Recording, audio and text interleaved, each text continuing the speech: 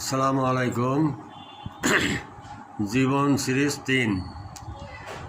কৈশোর পার হয়ে তারুণ্যে যখন পা দেয় তখন লেখাপড়ার চাপ বাড়ে, পারিবারিক দায়িত্ব টুকটাক ঘাড়ে পড়ে। বাজার থেকে এটা আনো ওটা আনো, ছোটো ভাই বোনকে কোলে নাও, বা অমুক জায়গার থেকে অমুককে ডেকে আনো, এই কাজটা করে আসো, ওখান থেকে একটু এই গাছের গোড়ায় একটু পানি দিয়ে আসো, বা অমুকের কাছে এই চিঠিটা দিয়ে আসো বা খবরটা দিয়ে আসো। এই ধরনের কাজকর্মের ভিতর দিয়ে আর লেখাপড়ার ভিতর দিয়ে এবং প্রতিবেশী খেলার সাথীদের সাথে সহপাঠীদের সাথে খেলাধুলা আনন্দ উচ্ছলতায় আর তারুণ্য কেটে যায়। তো এবার তখনও সে জীবন সম্পর্কে তেমন কোনো ধারণা আসে না, বাস্তব ধারণা, কল্পনা শুরু হয়, মনের ভিতরে অনেক রকমের কল্পনা জাগে। কল্পনার রাজ্যে তখন সে উঠতে শেখে কেবলই।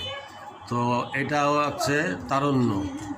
আর পরবর্তীতে জানাবো যৌবন।